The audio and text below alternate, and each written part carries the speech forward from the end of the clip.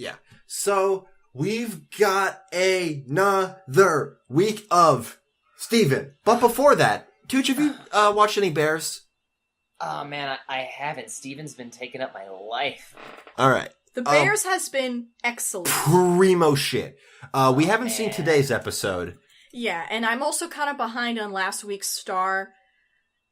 I all these shows Star dropping. too. All these shows dropping at once is too much. I can't.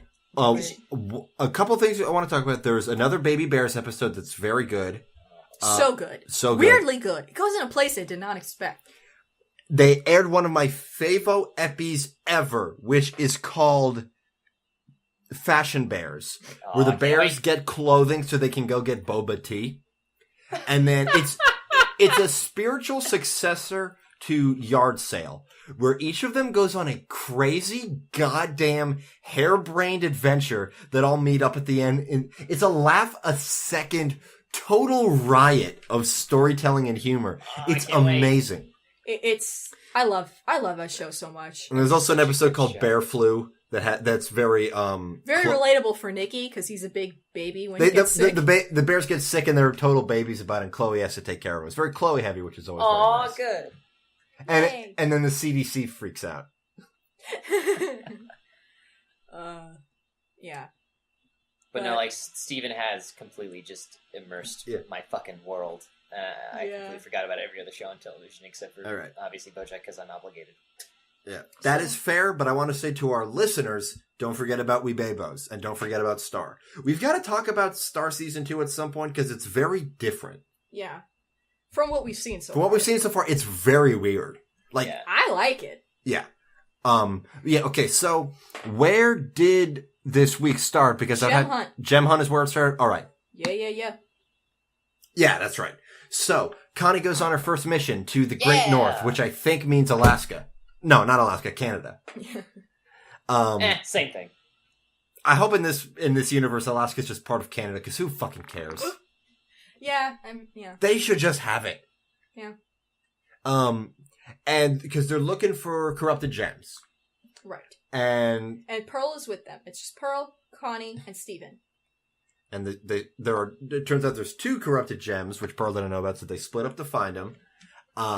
And which is...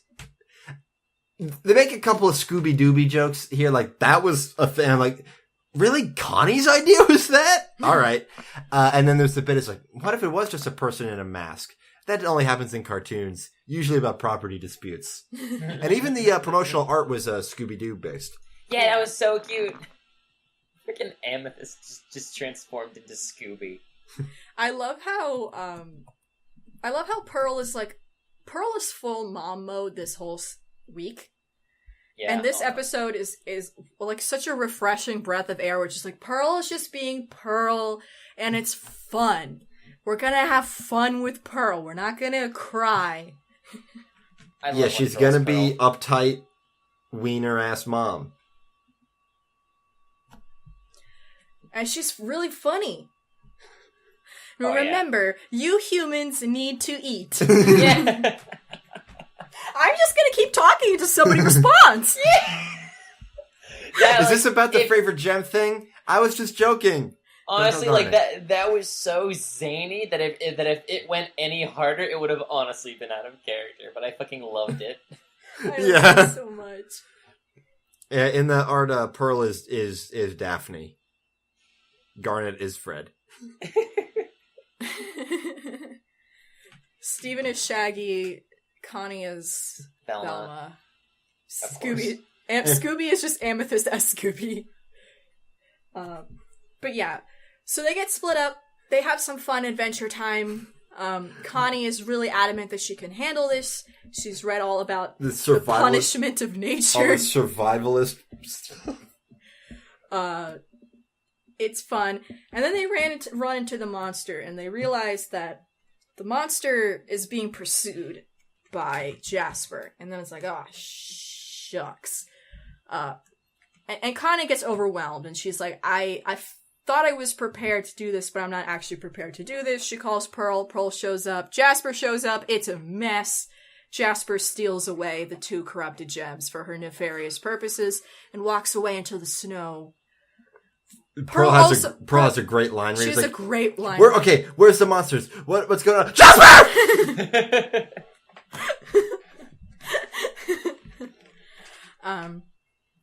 But yeah, they take it. The bit in the beginning where they're taking all the pictures was fun, and even at the end where Pearl's like, "Are your parents gonna see these pictures?" They see all my pictures, ma'am. Oh, huh. Oh dear. I love her. So Crack the Whip is a direct follow-up to that, wherein Garnet and Pearl return to the Great North to look for Jasper and leave Amethyst with Steven and Connie, because Connie showed up to her sword training lesson, and Pearl was like, "Oh, fuck, I forgot, I'm sorry." Which is a dynamic that I really like. I like this whole, like, Pearl, like, as the master, teaching her own apprentice. I think that's a really fun place for her. Sorry, I've just been laughing because I thought of Pearl literally saying like, "Oh fuck, I forgot." Yeah. If anyone, I want the first one to canonically cuss to be Pearl. Yeah. Like I don't have the balls to ask her voice actress to ever do it. Should we meet? But I want to have the balls to ask her that. Just say fuck. Let Pearl say fuck, and then I'll win the internet. I'll be king. Just say it in your Pearl voice, and you discreetly record it on your phone, and you're in your own room. It's 3:00. You close your blinds, get under your cover, bring up the file on your phone, and it just goes fuck. Like, you make sure your place isn't bugged. It's the most. Yeah, because you can hear Amethyst say fuck if you want, because the actress who plays her was in a video game recently using the same voice, and it's the character. I think it was Grand Theft Auto 5. Yeah. So if you can just sort of, smash cut audio from Grand Theft Auto 5 into Steven Universe and have all the fucking amethysts you fucking want.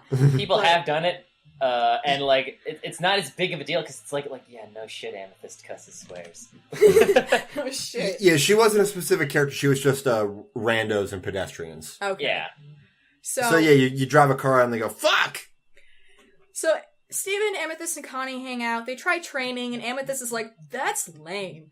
And so they try doing things Amethyst way. They take it loosey-goosey. They have fun. They have a montage. They eat food and French fries and stuff. It's great. I love it. I like Amethyst. I like Amethyst being mom, like, being like cool mom. Like, let's just have fun and like hanging out with Steven and Connie, because I don't think Connie's ever hung out with Amethyst. Nope. And it seemed to be a really fun experience for her, too. And I'm glad she had that experience. But shit gets real when they're at the beach and Jasper the monster shows up. And they're like, what? And then Jasper shows up and they're like, oh, crap. Because, Amethyst comes in and saves Connie and Steven from the first monster, and like Connie's like so impressed, like, wow, that's what it really is like to fight in the middle of battle and to like listen to all the advice that Amethyst has been giving about like taking it easy and going with the flow. Going with instinct. Yeah. Because, it's antithetical to Pearl, who Pearl's so like, remember your training, remember your stances and your forms. Remember, quarter circle forward to do gun flame. Remember, okay, it's forward, down, then down, forward if they're in the air above you. We call it a dragon punch. Am I punching it? No. It's, listen, what do you want me to call it? It's a dragon punch. Okay. But then Jasper shows up, and Jasper plays her typical deal where it's not just her physical aggressiveness, but also the psychological warfare, where she picks at her enemies' insecurities and weaknesses to make it easier for herself. Which is what she does to Amethyst, giving her crap about being small, not strong enough, being weak, whatever. All the stuff that Amethyst already feels like shit about all the time anyway, being yelled at her while she gets her ass handed to her in front of these two kids who are supposed to be looking up to her to save them. And she gets poofed. And it's really dramatic. And Connie and Steven, in desperation to protect her, fuse into Stevani. We finally get that payoff of having the sword and the shield at the same time. Yes, I'm so really good. It's really rad. We kind of get to see Stevani almost as her own character a little bit. Because, the way that she talks to Jasper and the way that she talks to Amethyst Gem, like, Stevani's great. She rides Lion. It's so cool. And Jasper recedes into the sea with her 2 gems, saying she's going to form an ocean now. Yeah. She says she wants to form an army. She has this thing about fusion. She's still probably messed up about what happened with Lapis. I saw a great tweet. It's like, Jasper adopting 2 shitty dogs to get over losing her girlfriend is a very real thing. See, what I first thought after Gem Hunt is like, Nina, is she going to try to fuse with those corrupted gems? Probably. Is she that boned up about this? And who knows, maybe that's still coming down the pipe. I called it from the beginning. Jasper's gonna be Jasper's gonna be Broly. She's just gonna keep coming back, madder and more powerful, and madder and less comprehensible. Yeah. She's just gonna be a screaming, angry muscle person. But the difference is that she's not adopting 2 shitty dogs. They actively don't want to be around her. Yeah. But Amethyst unpoofs. She has a much more. I don't know, her look is a lot less complete feeling than it's kind of ever been. Yeah. And she just feels like garbage, that she wasn't able to do her job. She's basically just in, depression sweats. Yeah, she's like, these 2 people who are supposed to be looking up to me are more powerful than I am, and had to save my ass. And everything that Jasper says is true. I've always known it's true, and this just confirms it's true, and I feel like the worst. Which then directly leads into the next episode, Steven versus Amethyst. Who wants to summarize this one? So, Tooch, you want to go? Yeah, Tooch. Yeah. So, I mean, this is really almost the end to almost like a quasi-trilogy of episodes, really.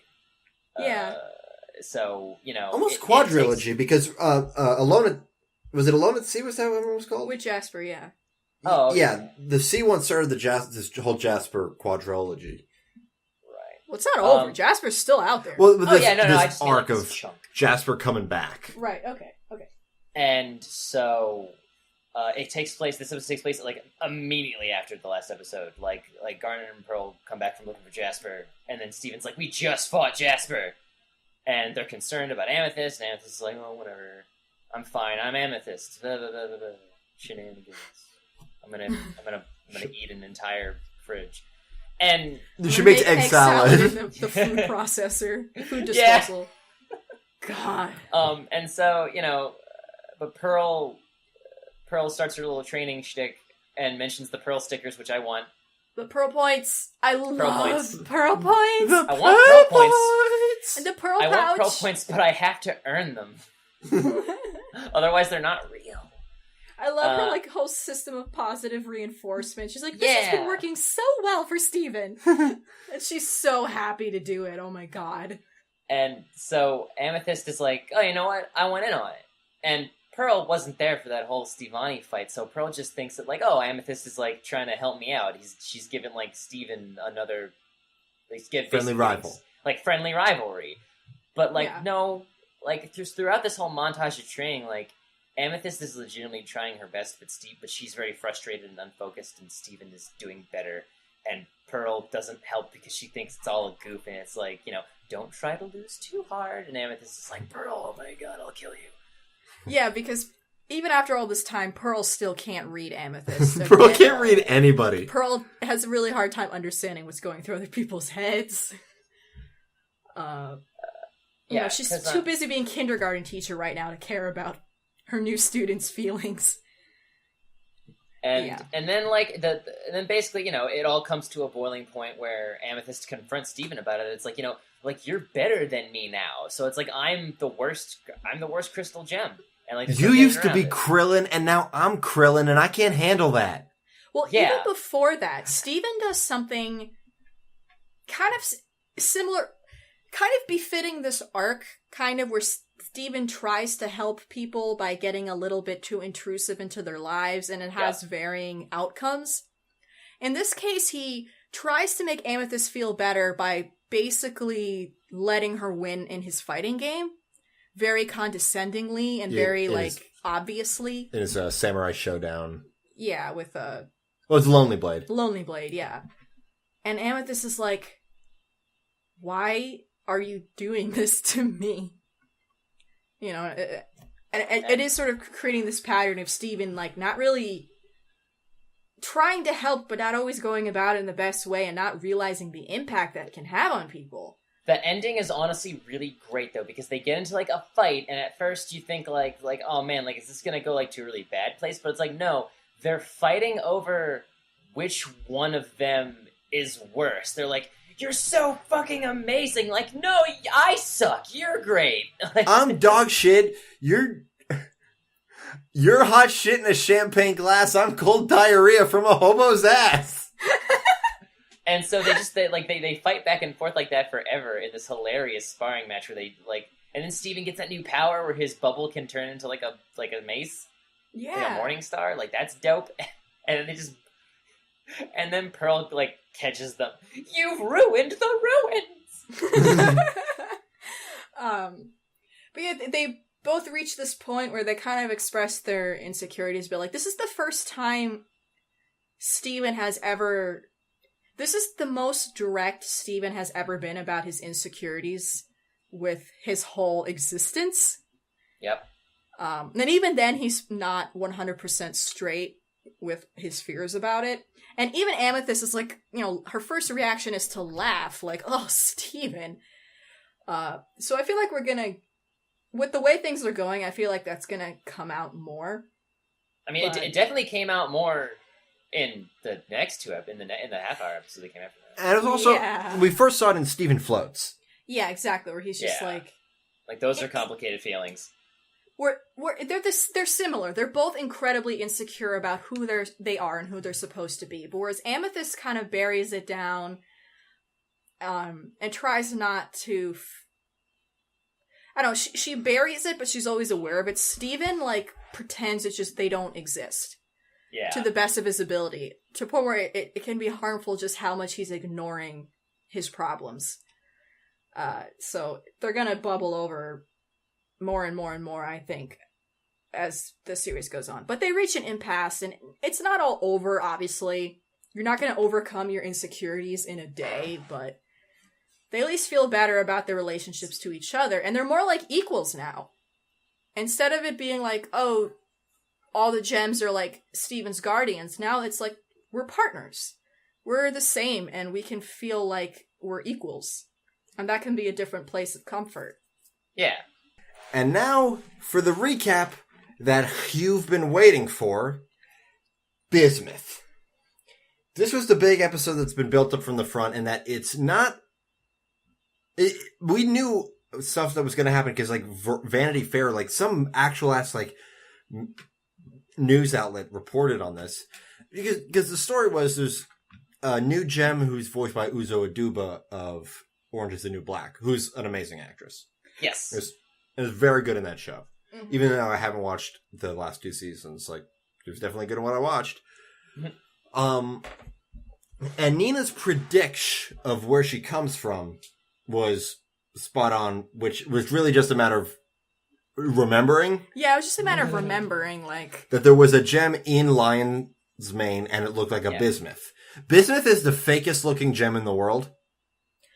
And it kind of makes sense that it turns out that bismuths in the Gem Society are smiths. Because bismuth gems they are like crazy gems that can only exist in like really like intense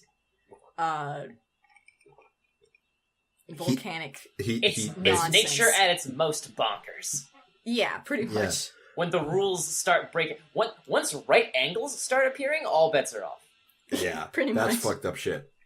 So, Steven pulls bismuth out of the bubble. I forget why. It was by accident. It was by accidento. He fell off the tree. They were playing video games all together, which is really cute.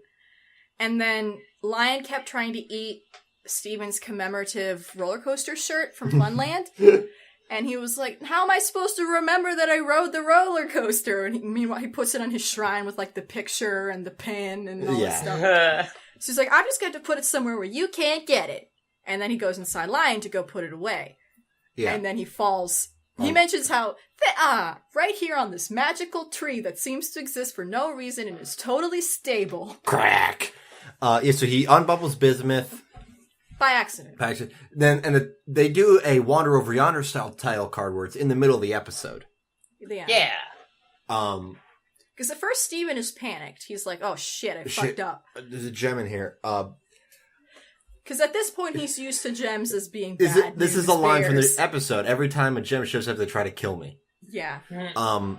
Bismuth is one of the original crystal gems from way back in the day in the rebellion 5,000 years ago. Another survivor of the catastrophic attack that we know only a little bit about. Right. From, the Monster Reunion episode and Escape from Beach City or whatever it was called. Bismuth's deal is that Bismuth as a gem species, a gem varietal, they make shit for homeworlds, colonies. They build She was shipped out to Earth to build spires and everything. And then she met Rose. She's like, no, you can build whatever you want. What do you want to build? And what she wants to build is weapons. She's a blacksmith, which is why her design has like a blacksmith apron on it. When I first barely looked at stills, because I don't want to get too spoiled, I wasn't crazy about her design. Now she looks great. Yeah. And I like how she's like not wearing a shirt under the apron. Yeah. Yeah. And her gem is cool because it's like all inverted. Yes, like they were asking Steven, what does she look like? And he's like, well, her hair is like a rainbow. And like, well, what does her gem look like? It's an innie. It's an innie? And then like I love how much they love bismuth. Yeah. Pearl just goes nuts. Pearl's like one of my large wives is back. I mean, they haven't seen bismuth since Egypt times. It's just so they're just so fucking happy. It made me happy. Yeah, like... And you think... At first I thought they were going to play out like a jealousy thing with Amethyst, because Amethyst came about after the revolution. Yeah. She was probably... This wasn't super clear, but she was born in the kindergarten on Earth, but probably malformed because of that bombing, or because the operation was abandoned. So she was actually born after all that happened. I mean, she popped out... She popped out late, so it's possible she popped out after the corruption happened. Yeah. Yeah. That's what I'm saying. Yeah. I mean, the effects may have been why she's so small. But... Sorry, that's it. You think that they're gonna play up this whole jealousy thing that like Amethyst's like, well, you're your best friend, but now they connect and it's good. Yeah, like at first Amethyst just feels kind of put because she's like she wasn't there. Like, hey, who is this? Who's this person? Everyone's kissing. And she did bring up a legitimate thing. It's like how come nobody ever mentioned her before, but now she's suddenly this like big deal? Like, why did no one talk about it? And, yeah, exactly. Which I get, like, it's still a weird question because also Garden and Pearl don't know what happened to Bismuth, so it's like I'm also wondering, even after the fact, why they never mentioned her before.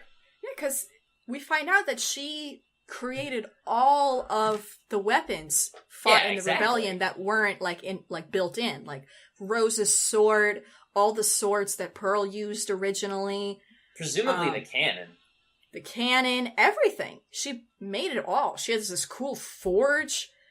So cool. She turns her hands into mallets. Apparently, bismuth is also like Pearl, not a gem. It's actually an element. Yeah, it's a post-transition metal. So basically, if anything that's a noteworthy hard substance. Well, you do find crystals of it, unlike pearls. Right. But yeah, so Steven, like, is happy that there's another crystal gem and that she's so cool and whatnot and can help them, but also, like she's very aggro. Yeah. Like, and that immediately puts Steven in a bit discomfort. And, not only just because he's a very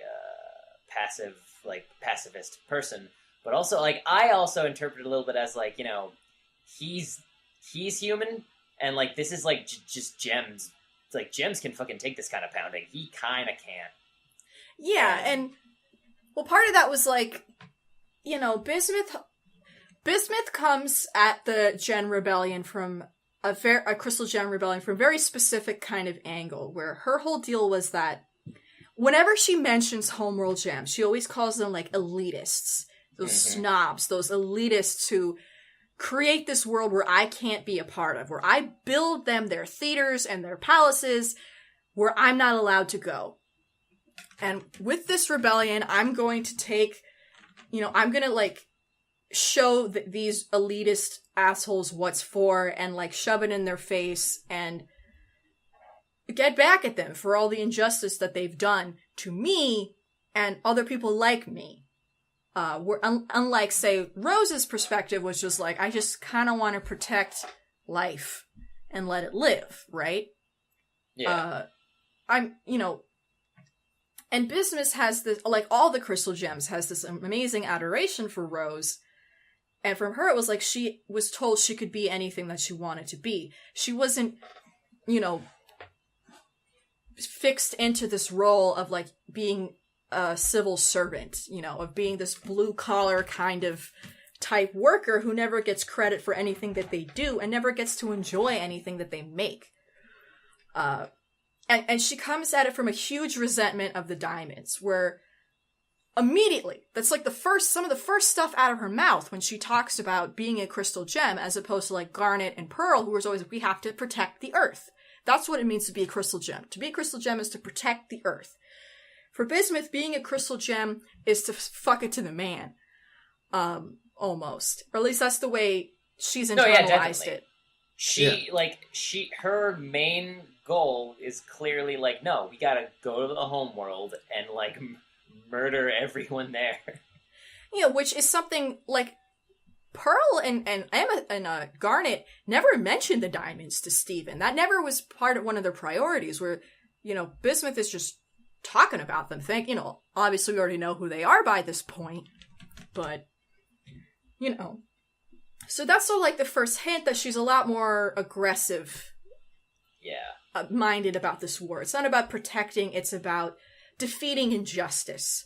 She sees this great injustice caused by her government, I guess, the elite society, and wants to fix it, and wants to create a new one by completely dismantling the old.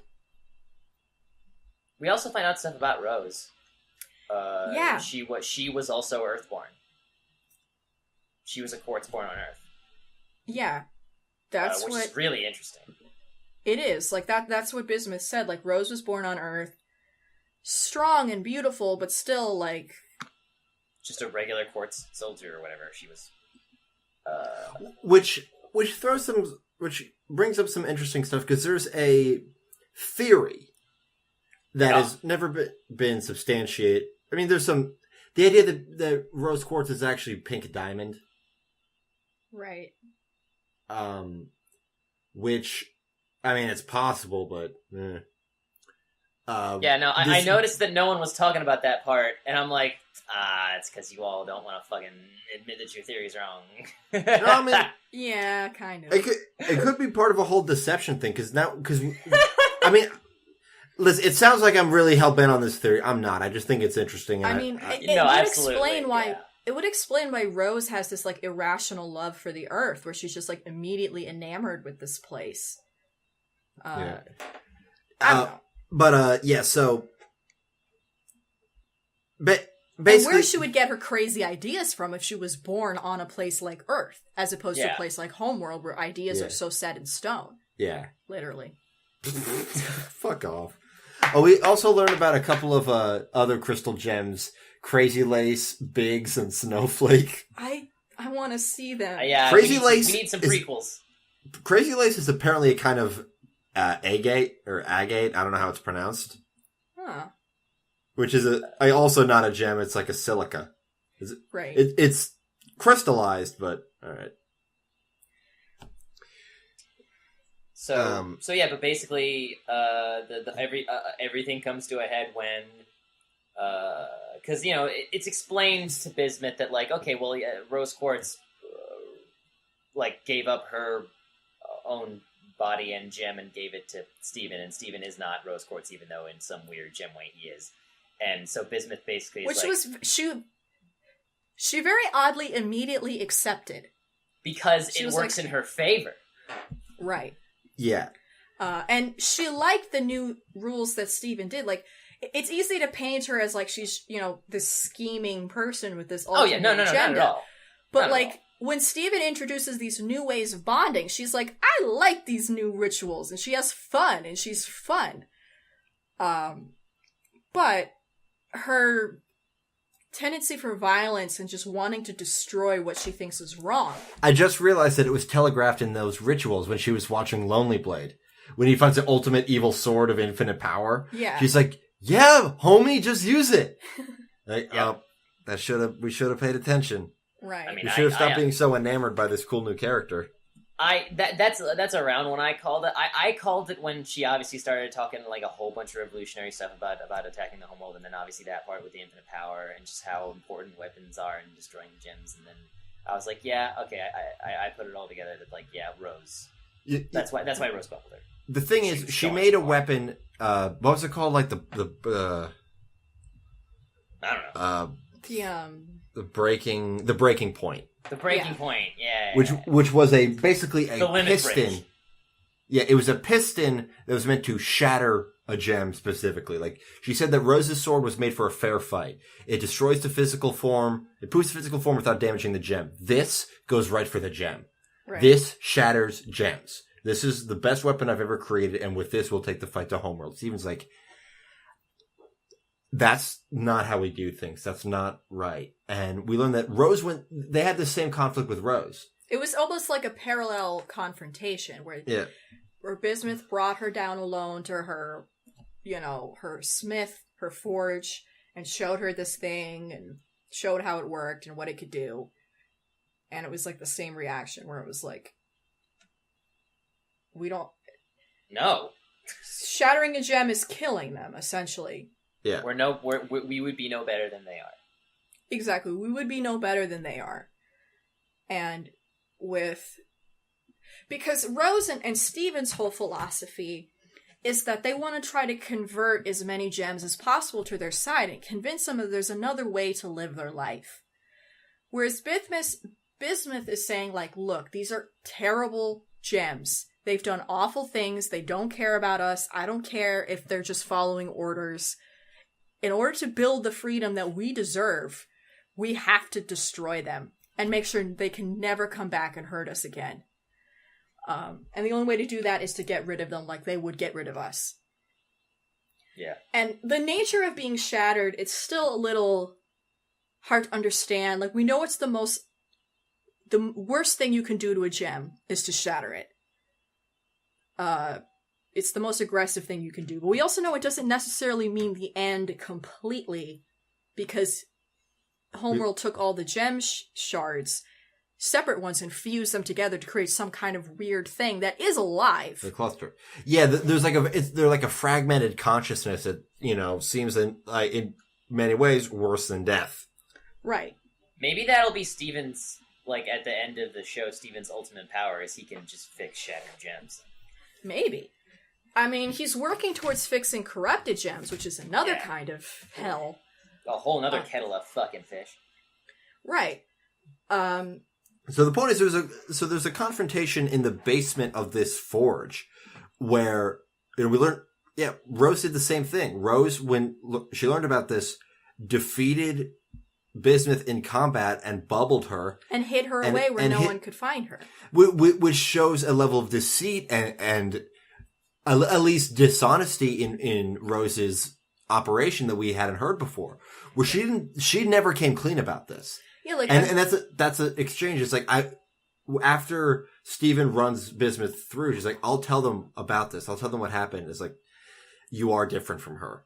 You are better than You are better. than her. And Steven shits himself at hearing that. Yeah, he completely because no one, out.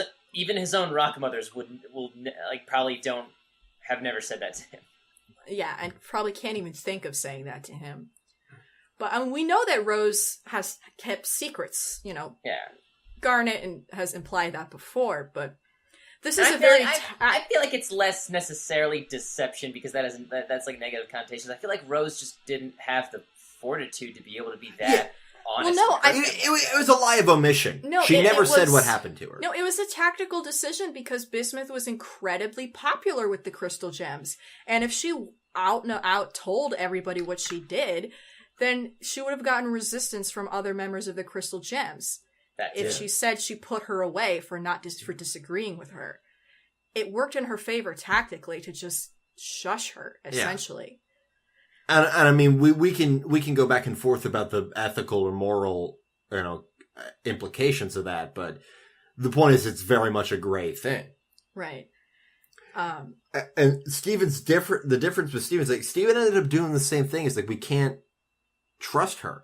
But Steven wasn't in the same position because he only had to tell it to like a handful of people, as opposed to an entire army that he's trying to lead towards a goal. I guess. If he had a whole army of people who loved this person he just essentially offed, it would have put him in a tight spot. But these are Pearl, Garnet, and Amethyst. They're his closest family members. He can tell them anything. I think Steven still would have done it. Yeah. It probably, but obviously we can't know that. We can't know that. And I would like to believe that he would, too. But the one thing that I had... there's a couple problems here. There's been a lot of fucking discourse about one thing... There's nothing wrong with discourse, Nikki. I went to school for that. That's what we do on this show. What my tone implied bad discourse. There's a couple things. One thing is something that I do not feel properly equipped to discuss, and that is the now 2-for-2 tendency of the show to introduce these very butch gem characters who then turn out to be very aggro and kind of villainous and not portrayed in a positive light, and what that implies. Also, the added effect of her being played by an African-American woman, which sort of stacks that stereotype even more unfavorably. And it was a similar argument when,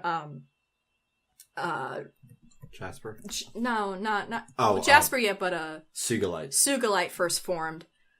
I just want to mention it. It's not something that I can say one way or the other because I'm not black. But there are a couple things that I can talk about. One is that the pacing was a little weird. This was the 100th episode. It was the first special. And, I wonder if it would have worked better if the show had more time with Bismuth before we immediately sort of shelved her.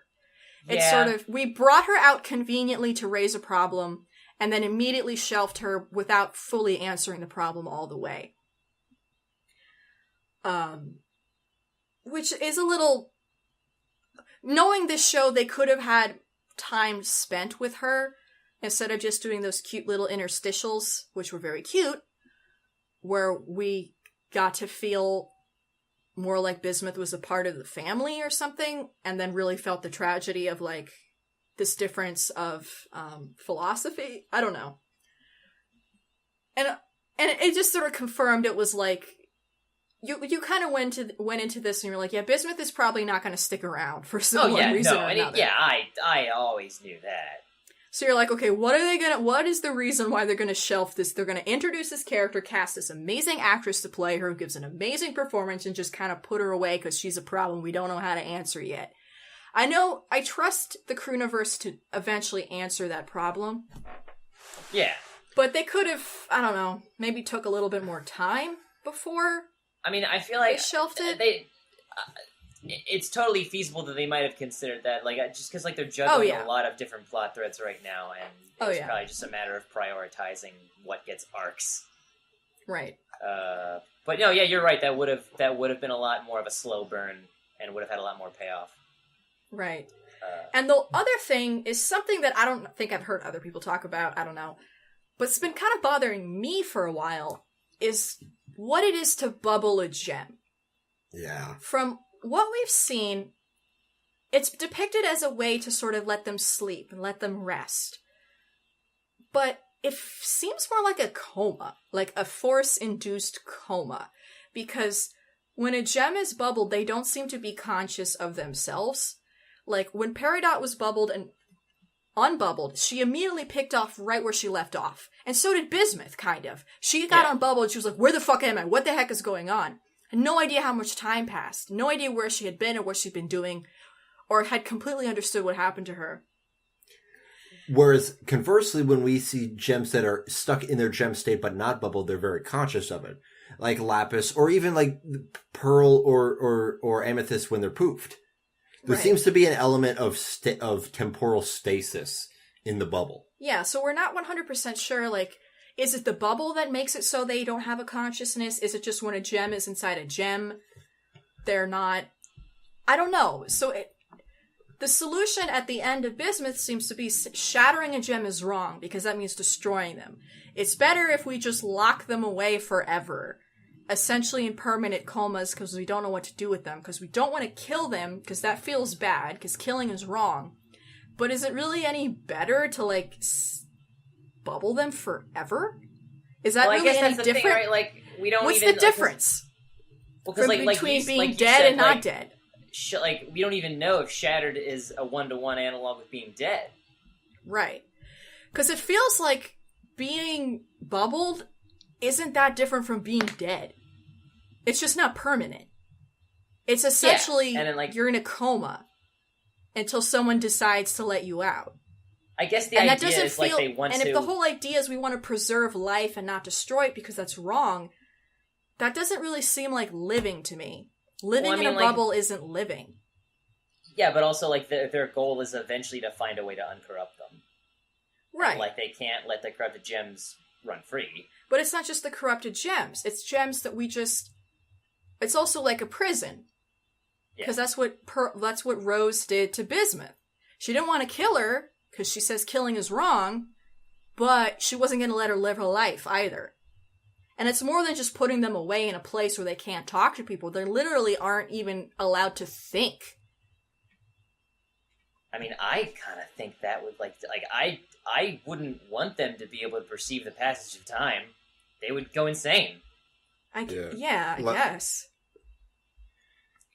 I mean, I feel like... It doesn't seem like a solution. It doesn't seem like something that anyone would want. It doesn't seem like this is the lesser of two evils. It just feels like the same thing to me. Yeah, but you can't undo the other one. It's objectively lesser. I guess. Yeah. Well, what's the point if you're probably never going to undo it?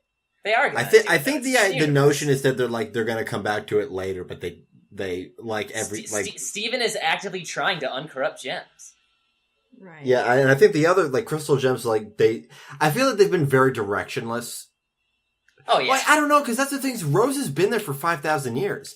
I think Rose may not be that great at solutions. I think she's more of an ideas lady. It might be true, because, like, it seems like the only idea is, like, just bubble everything we find that we don't know what to deal with. And we'll deal with it later. That's what... Oh, yeah. Part of it is that they've got all the time in the world. Right.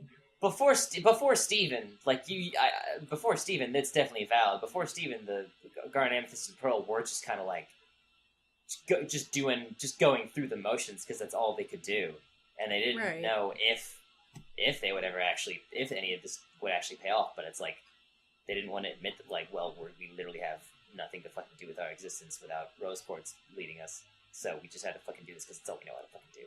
But now Steven's like, no, let's actually try to fucking make something of this instead of just, like, pretending everything's okay when we lock up these gems. Right. So, I don't know. I'm not satisfied. I think Steven agrees with the bubbling anymore. Like, I think it's tragic to bubble a gem. It's cruel. Because you're not allowed to live. And I'm like, well, you know, they're not humans, they're gems. Maybe... Yeah. It's not the way that I think that it is, and that's the way fine, but as far as I understand it now, I'm kind of getting to the point where, like, I really need to understand what it's like to not be a gem without a form. Because it just seems like too much for me. Actually, maybe you'll get an answer because the finale of season 3, which is going to be next week, is called Bubbled, where the only premise we've got is Steven is stuck in a bubble, which presumably is going to have to be pretty heavy if that's a damn season finale, although season 4 is picking up immediately after. Yeah, with regular weekly updates. Oh my god. Well, actually, no, it's... Well, there's going to be 2 updates, 2 episodes, August 11th, August 12th, and then weekly. Yeah. 1 a week. Yep. Including an episode called Future Boy Zoltron. Oh my god, it's 2 puns. Oh, one other thing just regarding the other discourse that we've skimmed by, I think it's reductive and diminutive to call Bismuth evil. In terms of both women gotta be evil. Like, she's not. It's far more complex than that. And I would even say that But both buff women are crazy aggro. That is a language that should be used, I feel. They're both incredible. They're being portrayed as aggressive. Yeah. And in the wrong because of their intense aggressiveness. And we haven't seen a buff gem who's not aggressive. Like, even Sadie's mom, who's kind of butch, is very intense, right? About stuff. Like, it just, it's a stereotype and whatever. Yeah. Garnet's pretty chill. She's not buff. She's just curvy. Large? She's huge. She's a big, strong woman. Yeah, but her arms are skinny. Anyway. Okay, whatever. Yeah. Whatever. It's not something I know how to talk about. But, next week we got a 3-parter, and then, which is going to be Beta, Earthlings, and Back to the Moon. And then, on Monday it's Beta and Earthlings, then Back to the Moon, then Bubbled in the middle of the week. And then we finish off with the Kindergarten Kid and Know Your Fusion before going into weekly episodes. Anyway, we got to wrap up. I'm tired. Okay. You got any stouts loaded up? Nope. Okay, give me a second. A shout out to @ClayCurray28 who, recommended us as a great podcast about Wander Over Yonder, and shared us with all their followers. And the Save Wander Over Yonder movement, which, good luck, guys. Yeah. Somebody asked us if we were going to talk. Lewis_Everett_duh asked us if we were going to talk about Mob Psycho 100, which is made by the creator of One Punch Man.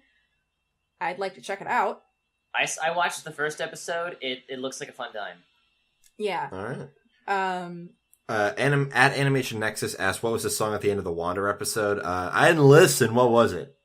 That was because I shouted out my friend Case. Their album. Okay. One of those songs. Their album is dropping in August sometime. I'll mention it again when it's actually out, but you can listen to the whole thing streaming on SoundCloud. And the one I used was more or less their single. It's their most singly sounding song, but every song on there's a jam. But it was called "Shut Up." And it's a very good jam. I like it. Cool. Yeah. At Todd Robert Stark said, "Thanks for giving me another reason not to watch The Killing Joke." Also, I laughed out loud at Tooch's slated joke. You're welcome. Captain Awesome on Twitter pointed out that, because we were talking about Chucks in the Wander episode, that Rudy from Chucks always had him, but the quote, "Rudy's got the Chucks," which I really appreciated. Yeah, I like that one. At 5 Moon asked us, now that the Olympics have started, would you consider watching Animal Olympics? This looks fake. But Billy Crystal's in it, so what do I know? I don't think it's worth our time. There's nothing to talk about. It's a bunch of silly animals doing Olympics. At Super Very Man pointed out, retweeted a tweet at us saying that the dude who created Fillmore is the current showrunner on The Walking Dead. I think I knew that. I think we talked about that. We might have talked about it. Yeah. Let's see. That continues to baffle me, yeah. Yeah, it's like, what? I mean, hey, in that business, you take whatever gigs you can get. Yeah. That's true. Mr. Awesome Potato recommended a show called an old anime space adventure called Space Adventure Cobra. Have you heard of this? Oh yeah, bitch? that one. Yeah. It's just like a space action about like a butch space hero dude who's got like a Mega Man arm. Apparently, the whole sub is on YouTube. Yeah. I haven't watched it. I'm not sure how Look actually at good this it is. fucking guy. Yeah, he Oh, looks yeah, like a yeah, real yeah. shit kicker. Real Snake Plissken with 2 Yeah. eyes and blonde, like real. I mean, it's 82. Oh yeah. His name's oh, yeah. Cobra.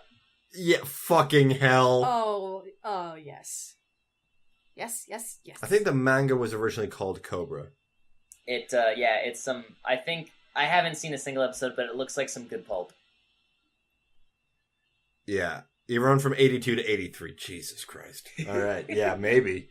I could watch some like real macho dog shit 80s anime. I think I would go nuts for that right now. If you want to contact us, you can find us by searching the Toon Goons and whatever media platform you like. Email. We're at Gmail, Twitter, Tumblr, SoundCloud, which is where we upload our stuff directly. All types of places. Facebook, iTunes. So check us out wherever you'd like. If you want to shoot us any kind of message. And next week we are doing. This is going to be Cats Don't Dance. Ever After High revisited, mostly for Epic Winter, but also the other movies given special. Then our 100th issue special-tacular of Homestar Runner. Look forward to that. Then we might have to miss a week because they'll be in Atlanta. We'll let you know. Whatever. We'll figure that out when we come to it. All right. Was there anything to promote? Nope. Okay. I've been Nikki. I've been Nina. I continue to be Tooch. And thank you for tuning in. Ooh, this is long! This was actually very long. Yeah. Bye, guys.